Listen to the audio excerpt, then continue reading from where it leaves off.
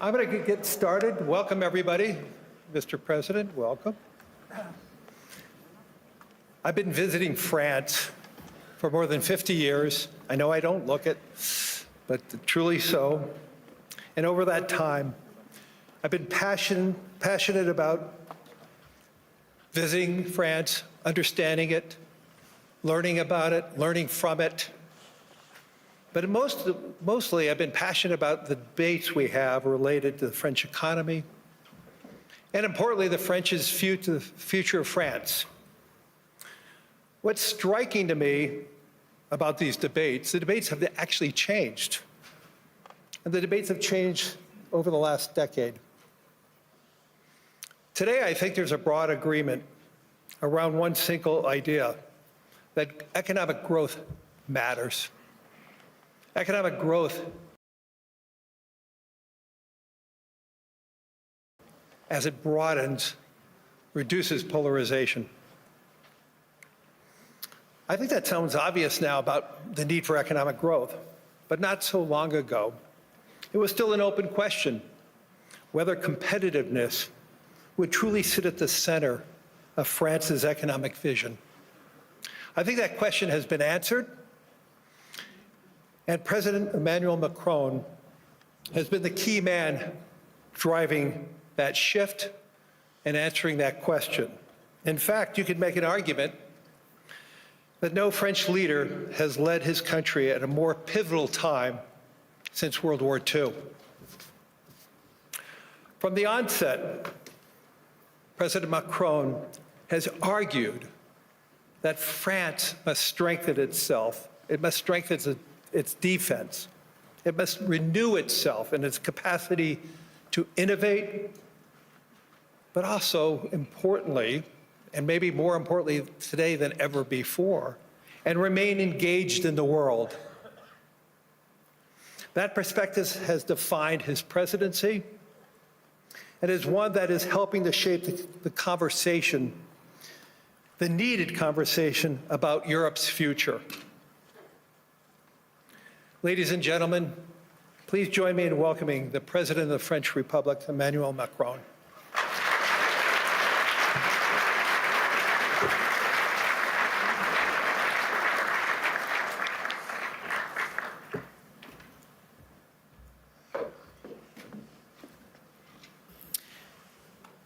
Thank you very much, Larry, for your words. Your Majesties, distinguished heads of state and governments, President Lagarde, ministers, ambassadors, business leaders, ladies and gentlemen. I'm extremely happy to be here, and it's great to be here, as the Financial Times would say. And it's a time of peace, stability, and predictability. So let's try to address the key challenge of this world in a few minutes' time. But it's clear that we are reaching a time of instability, of imbalances, both from the security and defense point of view and the economic point of view. Look at the situation where we are. I mean, a shift towards autocracy against democracy, more violence, more than 60 wars in 2024, an absolute record, even if I understood a few of them were fixed. And conflict has become normalized, hybrid, expanding into new domains, space, digital, information, cyber, trade, and so on. It's as well a shift towards a world without rules, where international law is trampled underfoot, and where the only law that seems to matter is that of the strongest, and imperial ambitions are resurfacing. Obviously, the Russian war of aggression against Ukraine, which will enter into its 4th year next month. And conflicts continue in the Middle East and across Africa. This is as well a shift towards a world without effective collective governance, and where multilateralism is weakened by powers that obstruct it or turn away from it, and rules are undermined. And I can multiply the examples of international bodies weakened or left by the key economies. And when we look at the situation, it's clearly a very concerning time, because we are killing the structure where we can fix the situation and the common challenges we have. Without collective governance, cooperation gives way to relentless competition. Competition from the United States of America through trade agreements that undermine our export interests, demand maximum concessions, and openly aim to weaken and subordinate Europe, combined with an endless accumulation of new tariffs that are fundamentally unacceptable, even more so when they are used as leverage against territorial sovereignty. And competition from China, where massive excess capacities or distortive practices threaten to overwhelm entire industrial and commercial sectors. Export control has become more dangerous new tools, destabilizing global trade and the international system. And the answer, in order to fix this issue, is more cooperation and building new approaches. And it's clearly building more economic sovereignty and strategic autonomy, especially for the Europeans, which is for me the core answer. In this context, I want to exclude two approaches. The first approach would be to, I would say, to passively accept the law of the strongest, leading to vassalization and bloc politics. I think accepting a sort of new colonial approach doesn't make sense. And all the head of state and government and business leaders, which would be too complacent with such an approach, will take a huge responsibility. The second will be to adopt a purely moral posture, limiting ourselves to commentary. That path would condemn us to marginalization and powerlessness. Faced with the brutalization of the world, France and Europe must defend an effective multilateralism because it serves our interests and those of all who refuse to submit to the rule of force. And for me, the two answers are, on one side, more sovereignty and more autonomy for the Europeans.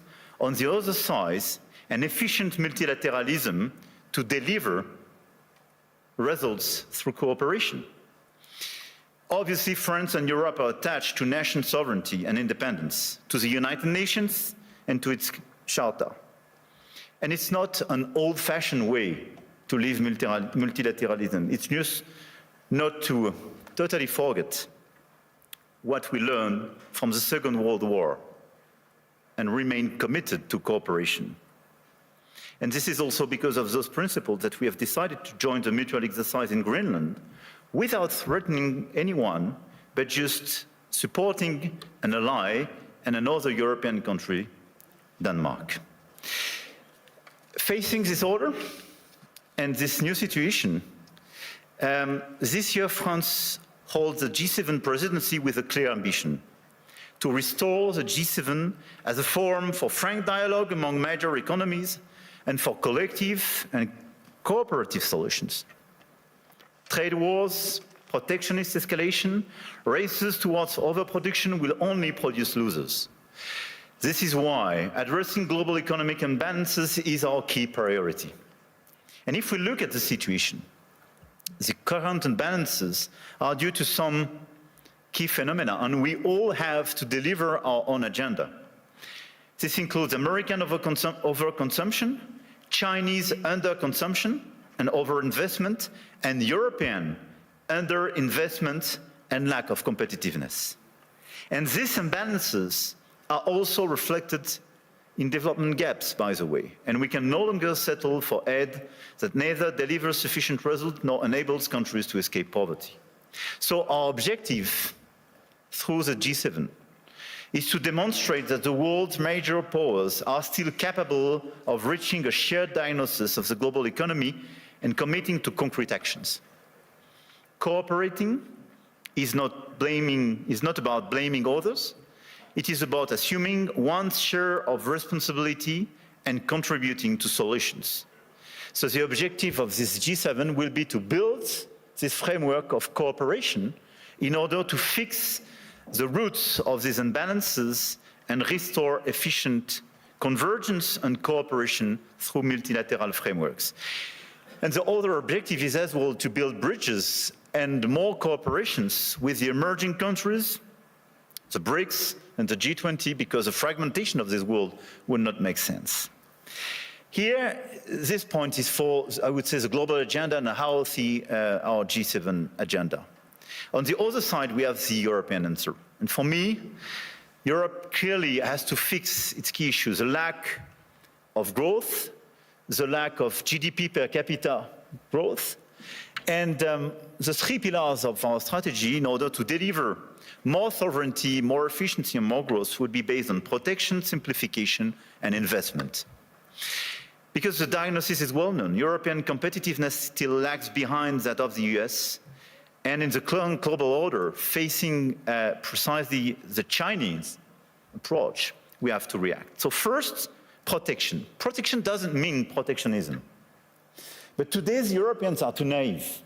This is the unique market open to everybody without checking level playing field. Nobody can access the Chinese market as people are accessing the European market for sure. But even if you take the US and a lot of other countries, the level of protection does exist for investment and trade. And the Europeans are the only one not to protect their own companies and their own markets when the other countries doesn't respect level playing field. This is why we have to be much more realistic if we want to protect our chemical industry, our industry, from the automotive sectors to a lot of others, because they are being literally killed by the lack of respect of a normal framework and level playing field. Europe has very strong tools now, and we have to use them when we are not respected and when the rules of the game are not respected, by the way. The anti-coercion mechanism is a powerful instrument, and we should not hesitate to deploy it in today's tough environment. We must also advance the principle of European preference. There is a North American preference in your market. There is no European preference today. We are progressively creating it, and in the latest documents and decisions taken by the decisions, we do have the first examples of that, but this is extremely good. And we are currently aligning closely with Germany to deliver an ambitious and simple framework. And this is a decisive project, and I count on the European Commission to present a proposal as well by early 2026 with the highest possible level of ambition in order to deliver, I would say, across the different sectors, the principle of European preference. This is a necessity. We must act on imports as well regarding this protection issue.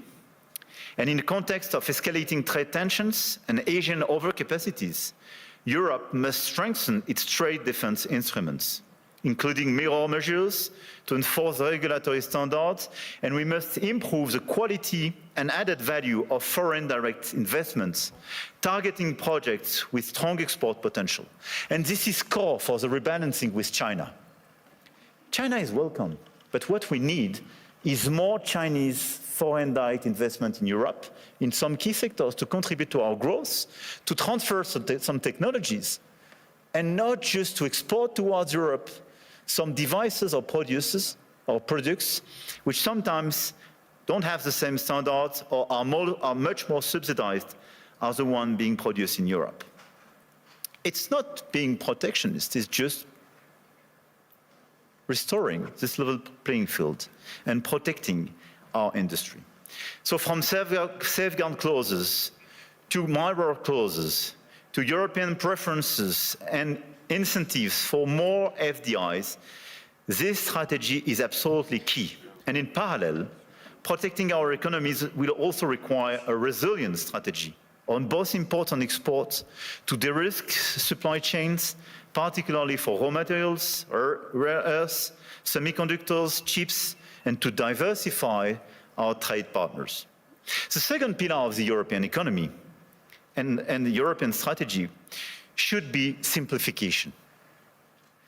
And when I speak about simplification, we started with CSRD, CSDDD, and we have to do much more on different sectors, and we did it during the past few weeks on automotive, and we have to do it on chemical, digital, AI, banking, and so on. And the core of this simplification is sometimes to get rid of some recent regulations when they desynchronize in a certain way the European Union in comparison with the rest of the world. But we have as well to accelerate the deepening of the single market. On all these sectors, the 450 million inhabitants and consumers market should be the domestic market of all the EU companies. It's not yet the case as long as you have complexities. In doing so, we must ensure respect technological neutrality and non-discrimination within the European Union. This is another pillar, another point of simplification. Neutral approach in terms of technology and non-discrimination. We discriminate during such a long time between the different sources of energies. It's counterproductive for the Europeans themselves. Companies have a role to play, and we must act, and you must act.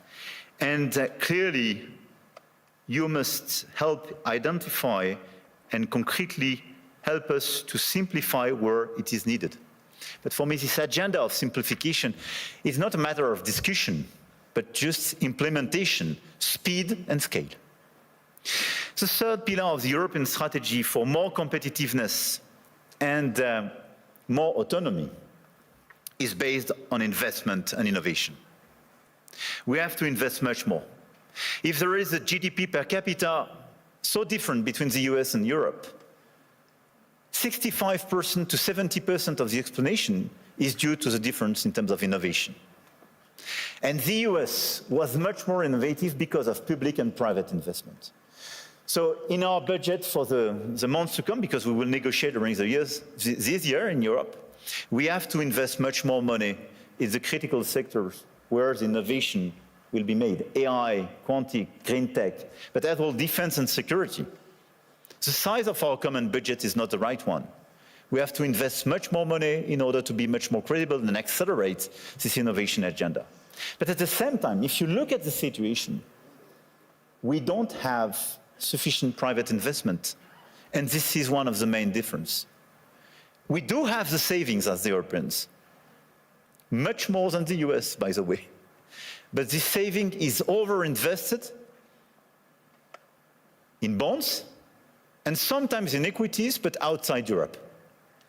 So this is why the top priority should be securitization program. It is prepared, we have to accelerate the implementation. And second, capital market union. Precisely in order to have more integration and simplification, but to have an efficient capital market union in order to invest much more money and use our savings to be invested on innovation and equity in Europe. This agenda for me is our top priority, both the global and the European one. And it is to be implemented in the months to come, because everything is about acceleration. And France is committed to deliver this agenda. We work very closely with our key partner. And at the same time, our objective for France is to stabilize our results and our macro approach, and to remain the highly attractive country we are. We've been the most attractive country of Europe during the past 6 years, and to consolidate our deep structural reforms and our key advantage. And on top of the business framework we have, I want here to insist on the fact that we have a competitive, stable, low-carbon electricity supply. We exported last year 90 terawatt-hours of electricity, and a low-carbon one, based on our nuclear model. We have world-class innovation and research capabilities, and we will improve them. And we have one of the most vivid and active ecosystem in AI, quantum computing, energy transition, etc., etc. And a lot of the startups and unicorns and large caps of these sectors are with me in my delegation today. And on top of that, let me insist, and I will stop here, on the fact that we have a high-quality infrastructure and large market with strong purchasing power. And we have a place where rule of law and predictability is still the rule of the game. And my guess is that it is largely underpriced by the market.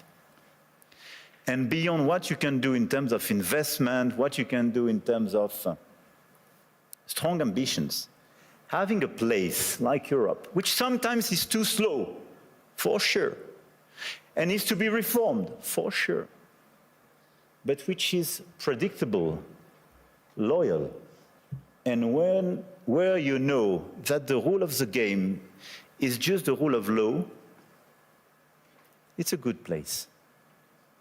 And I think this is a good place for today and for tomorrow. So we will be committed during 2026 to try to deliver this global agenda in order to fix global imbalances through more cooperation.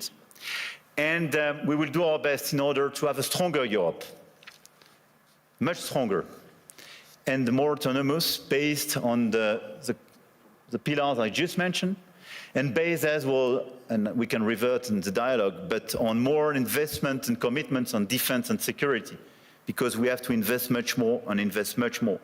Because we do believe, and here in the epicenter of this continent, we do believe that we need more growth, we need more stability in this world, but we do prefer respect to bullies, we do prefer science to plotism, and we do prefer rule of law to brutality. You're welcome in Europe, and you are more than welcome to France.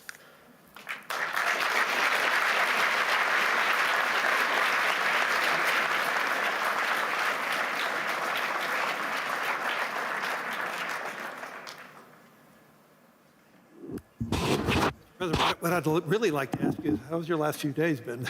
But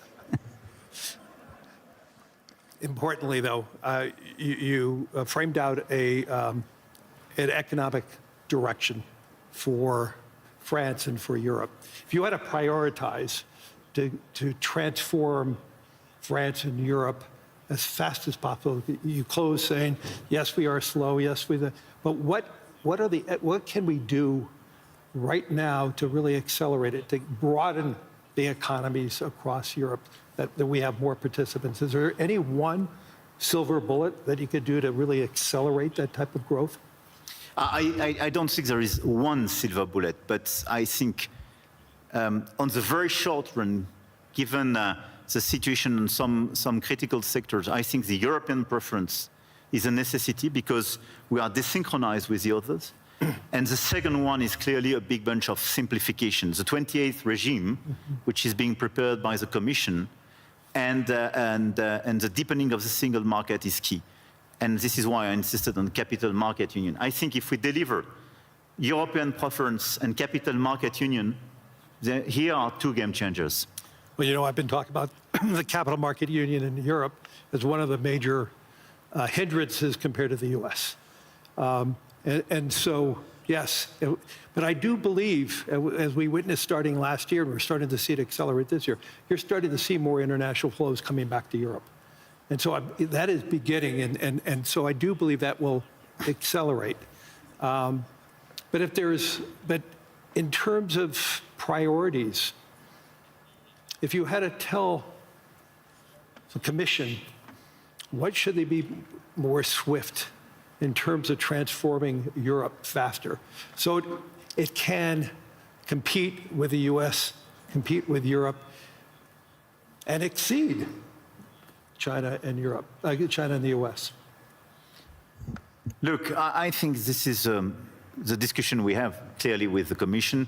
We will have an informal summit in February focused on this topic.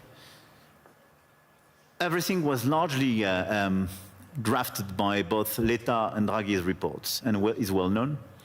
I think the difference is that Draghi was before China surpluses vis-à-vis Europe. I mean, we should not underestimate the fact that 2025, for the very first time, $1 trillion. yeah, China has such a surplus vis-à-vis the rest of the world, 1/3 vis-à-vis the US, 1/3 Europe, 1/3 the rest of the world. But it was $1 trillion. It was bigger than any other time. Yeah, and for the first time, the deficit between Germany and China was a trade deficit for Germany.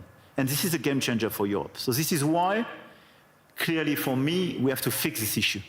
And second, it's about the tariffs. So if I have to tell you what could change the game and our approach for all of us in the year to come, for me it would be a bunch of simplification with all this omnibus package for the Commission, sector by sector, European preference, capital market union, and dismantling of the tariff between US and Europe. Because in such a context, what doesn't make sense is to have tariffs between allies. Right. We have to fix the war in Ukraine. We have to help the Ukrainians to resist and find a sustainable peace. We have to fix prosperity in democracies. I mean, it doesn't make sense to have tariffs and be divided, and even to threaten now with additional tariffs. We can use the crazy thing is that we can be put in a situation to use the anti-coercion mechanism for the very first time vis-à-vis the US if they put additional tariffs. Can you imagine that? This is crazy. I do regret that. But this is a consequence of just unpredictability and useless aggressivity. So what we have to do is to remain very calm, all of us. We have such an agenda with so many opportunities and so many challenges. So let's be focused on peace in Europe. Everybody should be focused to help the Ukrainians to have a sustainable peace. Level playing field and fixing the issues and these imbalances with China, because it's an issue for the Europeans and the Americans. And third, let's be focused on more competitiveness in Europe and this big acceleration, full stop. Throughout the sessions today, and I think during the week, AI is going to be the dominant conversation. And the question is, how does AI develop in Europe? I know there was one conversation already being held on that. What is your vision of AI for France specifically? Look, we are a strong believer, and 1 year ago we organized this AI summit in Paris, and we are one of the most vibrant ecosystems in Europe. We really believe and we are committed on AI because we already think that this is a game changer, not just in terms of productivity precisely and growth, but I mean because this is a true revolution. We have assets in order to do so. You have a grid and you have power too. We have power. And a grid. And low carbon energy. Yeah. No need to have new, coal plants or oil production in order to deliver the capacities for AI. This is important. We have 90 terawatt-hour available for more AI activities. We have a national grid, super pilotable. Third, we have available capacities for more data centers and computing capacities. And we are delivering the agenda announced 1 year ago. So we are building these capacities, and Europe was lagging behind the US and others on this field. We have talents, very good data scientists, mathematicians, and so on, and we are increasing our training programs and our capacities, and we have several hubs being identified. And we have a critical ecosystem with LLM champions, but as well, we have startup on AI and quantum, I don't forget them, which are extremely present in all these different fields. One of the best evidence of the attractiveness and this vibrant ecosystem is that Yann LeCun when he decided to leave Meta and set up his own company, established it in France. Right. A few weeks ago, which is for me a good evidence. Big win. A big win, and we will do our best to help him to work. This is a global company, but incorporated in France and established in France with these talents. So we have all these assets. But what is important for me now is to invest, to help all the startups and the companies in this sector to do much more and to increase, but to do to do my best in order to make sure that their domestic market is the EU market and not just the French one. Right. And when we speak about strengthening the single market, this is this point. And this is a game changer, because it means your domestic market is not just 68 million inhabitants, but 450 million. It's super important. And it's important for Europe to have that unified grid, which it does not have yet. Exactly. So, with the remaining time, is there any one message that you really want to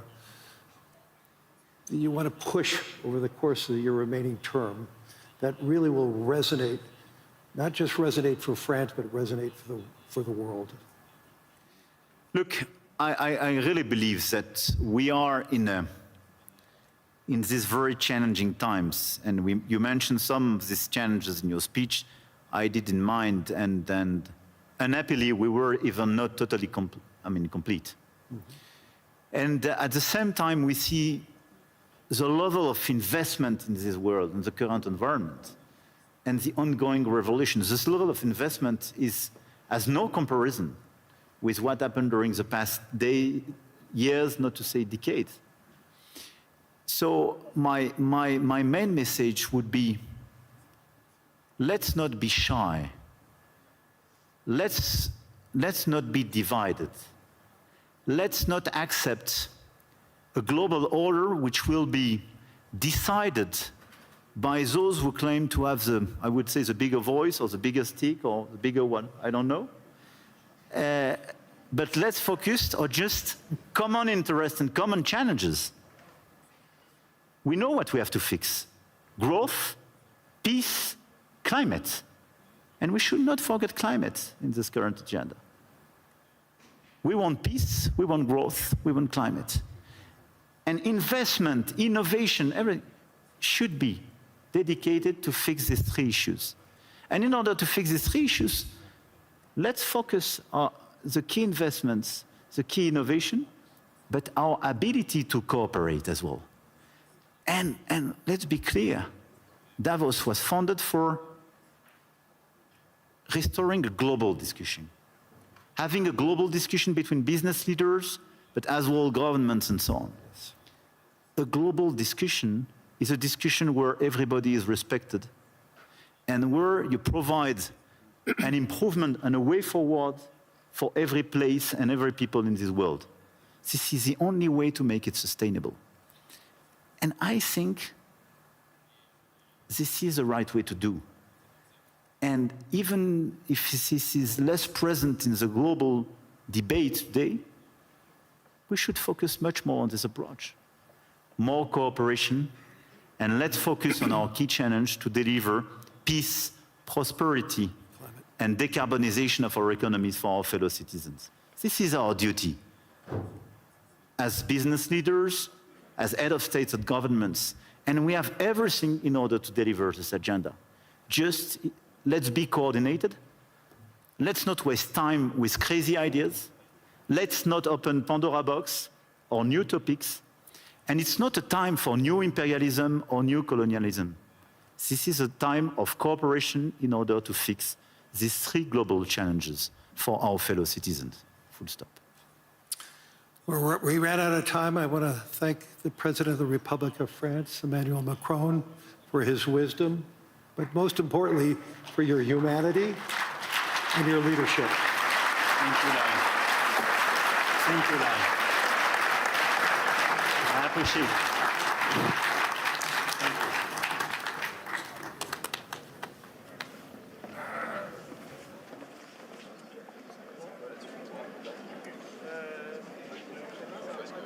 Carrière.